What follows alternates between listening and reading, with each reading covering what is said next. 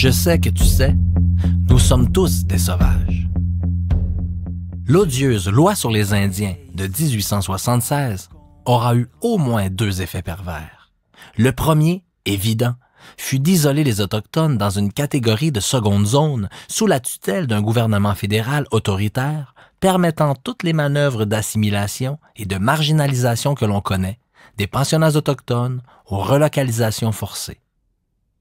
Le second effet est qu'au moment où les Premières Nations relèvent la tête et entreprennent de défendre leurs droits, la définition d'Indien a fait en sorte d'asseoir leurs revendications sur une base purement ethnique, contraire aux droits ainsi qu'à toutes les traditions du Québec. Depuis, les quelques gains obtenus ont malheureusement eu pour effet de perpétuer l'isolement des communautés autochtones et, ironiquement, de priver certains de leurs membres les plus vulnérables, les femmes et les enfants en particulier, de l'exercice de leurs droits, notamment celui de participer à la modernisation du Québec.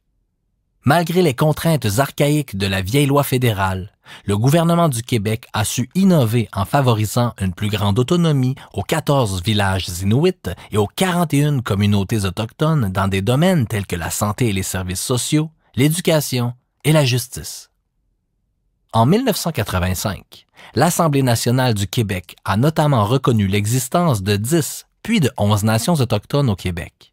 On pense d'abord à celles vivant près de grands centres urbains, les Mohawks et les Hurons-Wendat, celles vivant au sud du Saint-Laurent, les Abénaquis, les Malécites et les Micmacs, et enfin, celles peuplant l'immense territoire du Nord, les Algonquins, les Cris, les Inuits, les Atikamekw, les Naskapis et bien sûr, les Inuits. Il faut cependant tenir compte que de plus en plus d'Autochtones choisissent de vivre hors de leur communauté, dans des villes telles qu'Amos, Val-d'Or, La Tuque et Montréal. 11 nations plus une. Les Mohawks constituaient l'une des 5 nations de la Confédération iroquoise. Les autres vivent aujourd'hui dans l'État de New York. Avec plus de 17 000 personnes, ils forment la plus importante nation autochtone du Québec. On les retrouve répartis dans 3 communautés au sud de Montréal, initialement des missions catholiques destinées à les y convertir, Kanawake, Akwesasne et Kanesatake. Leur résistance à l'empiètement de leur territoire au début des années 90 a eu pour effet malheureux d'aiguiser les tensions intercommunautaires et d'enfoncer les préjugés à l'effet que les communautés autochtones étaient infiltrées par le crime organisé et qu'on refusait d'y parler français. En fait, la plupart des Autochtones du Québec parlent leur propre langue ou le français et sont loin de vivre dans l'aisance décrite par certains chroniqueurs. Quant aux 1330 Hurons-Wendat, ils vivent tout près de la ville de Québec dans leur unique communauté de Wendake.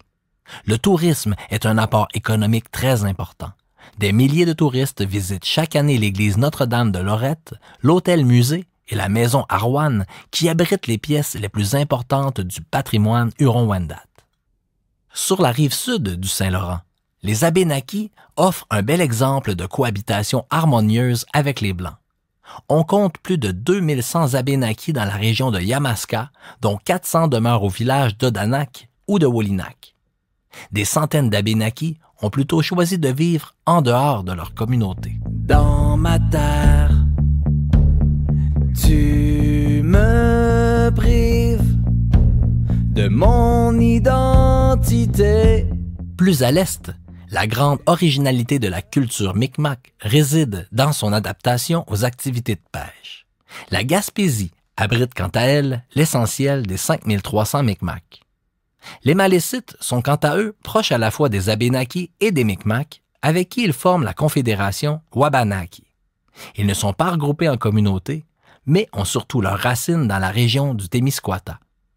Les nations de langue et de culture algonquienne sont réparties sur un vaste territoire s'étendant au nord de la vallée du Saint-Laurent, loin des villes et trop souvent oublié des médias.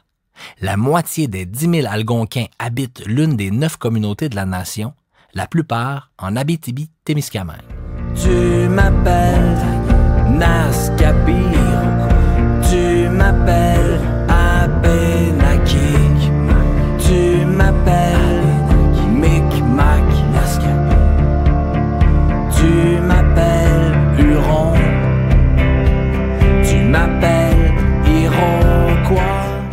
sort difficile a été porté à l'écran par le film de Richard Desjardins, Le peuple invisible, paru en 2007. Les Atikamekw sont au nombre d'environ 7000. Ils habitent principalement Manawan, au nord de la région de Lanaudière, de même que Wemotaki et Obedjiwan, en Haute-Mauricie. Avec près de 17 000 représentants, les Cris forment la seconde nation autochtone en importance. Les 9 communautés Cris sont situées sur les rives de la baie James ainsi qu'à l'intérieur des terres. L'un de ces villages, Ojibougoumou, inauguré en 1993 et conçu par l'architecte amérindien Douglas Cardinal, est un modèle d'intégration au mode de vie des Autochtones. Les Inuits, autrefois appelés montagnais, sont bien connus puisqu'ils contribuent déjà largement à enrichir la culture québécoise. Qu'on pense seulement à Florent Volant et Cachetin, ou à Joséphine Bacon, justement. Les Inuits vivaient traditionnellement de chasse, de pêche et de cueillette, jusqu'à ce que la colonie française les pousse à s'orienter vers le piégeage des animaux à fourrure. La nation Innu compte aujourd'hui 16 000 personnes. La plupart réparties dans des communautés de la côte Est. Essipit, Pessamit, Ouachat Maliotenam, Mingan, Natashquan, La Romaine et Pacoachépé. Ils vivent aussi au lac Saint-Jean et à Shefferville. Là, les Inuits cohabitent avec la nation Naskapi du village de Kawawa-Shikamak. Les Naskapi sont les spécialistes de la chasse au caribou dont ils tiraient originalement leur nourriture, leurs vêtements et leurs outils. Finalement, bien adaptés aux rudes conditions du milieu, les Inuits règnent quant à eux depuis fort longtemps sur la région arctique. La population du Nunavik compte environ 11 000 Inuits répartis dans 14 villages de quelques centaines d'habitants, parfois distants de plusieurs centaines de kilomètres les uns des autres. Malgré leurs difficultés, toutes ces communautés sont jeunes et en croissance. Le véritable défi consiste surtout pour elles à reconstruire les liens sociaux et à freiner la disparition de leur mode de vie et de leur langue traditionnelle, un enjeu auquel devraient se montrer sensibles les francophones du Québec, eux aussi confrontés à l'érosion linguistique. Tu ne me regardes pas, tu ne me vois pas, tu ne m'entends pas, tu ne m'écoutes pas. Ne me parle pas. Joséphine Bacon. Dès l'aube de notre poésie, les poètes québécois s'émeuvent de la lente disparition des usages des Autochtones. Dans l'un de ses plus beaux poèmes, Le Dernier Huron, François-Xavier Garneau affiche son inquiétude à propos du sort des Premières Nations. « Triomphe destiné, enfin ton heure arrive. Ô peuple, tu ne seras plus. Il n'errera bientôt de toi sur cette rive que des mannes inconnus. » Depuis, les Autochtones ont entrepris de décrire eux-mêmes leur odyssée en marge de l'histoire et leur quête des mots pour la dire. Parmi eux, la poétesse, conteuse et réalisatrice d'origine betsyamite, Joséphine Bacon, complice des spectacles de Chloé Sainte-Marie et, en un sens, archéologue des langues et des usages des Autochtones. À travers son œuvre, Bacon décrit l'évanouissement de la culture et de la langue Innu tout en célébrant leur lien privilégié avec la nature. Au moment de recevoir le prix des lecteurs au Marché de la poésie de Montréal, elle dira « C'est une réelle fierté, pour moi et les miens. C'est très important de voir que la langue Innu peut s'écrire en poésie. » À sa manière, Joséphine Bacon envoie elle aussi aux francophones d'Amérique le message prémonitoire rappelant le mot de Valérie.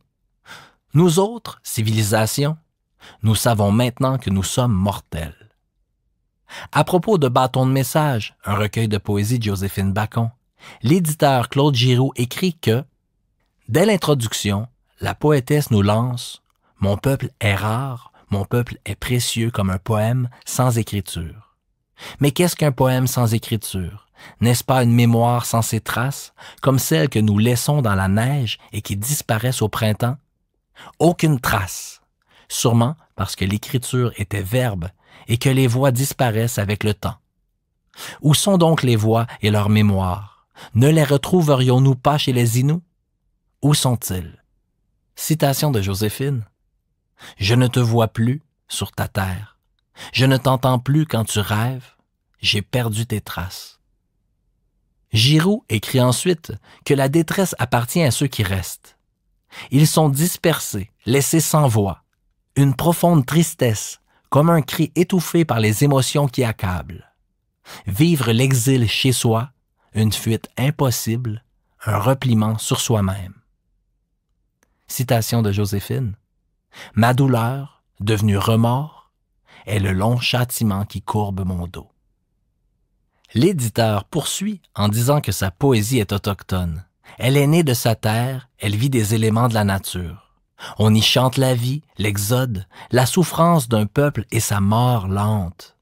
Pourtant, dans l'âme du peuple Innu, il y a une mémoire qui sait encore la nature, qui sait encore les sons importants.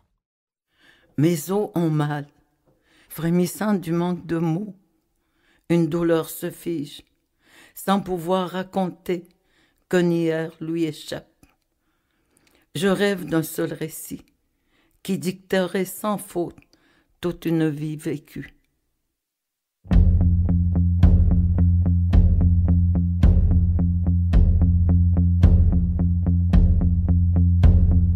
Tu es ici en conquérant de ma terre. Tu m'emprisonnes dans ma terre. Tu me prives de mon identité. Tu me prives de mon territoire. Tu m'enchaînes dans des réserves que tu as créées. Tu veux être maître de mon esprit. Qui suis-je? Tu ne me connais pas. Tu m'appelles montagnard. Tu m'appelles cri. Tu m'appelles tête de boule. Tu m'appelles Algonquin. Tu m'appelles Nascabir. Tu m'appelles Abénakik. Tu m'appelles Micmac. Tu m'appelles Huron. Tu m'appelles Iroquois.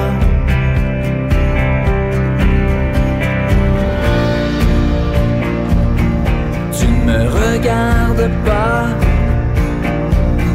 Tu ne me vois pas. Tu ne m'entends pas.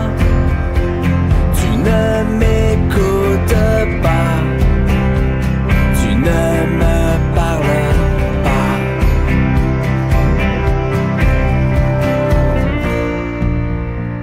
Tu ne sais pas mes légendes.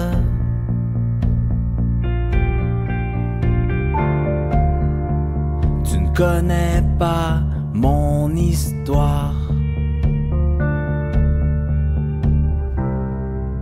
N'attends pas que je me fâche, telle une tornade. N'attends pas que je me libère de mes chaînes. Tu ne me regardes pas. Tu ne me vois pas. Tu ne m'entends pas. Tu ne m'écoutes pas. Tu ne me parles pas. Tu m'appelles montagnard. Tu m'appelles cri. Tu m'appelles tête de boule. Tu m'appelles Algonquin. Tu m'appelles Nascabir. Tu m'appelles Abénakik. Benakik. Tu m'appelles Micmac. Tu m'appelles Huron.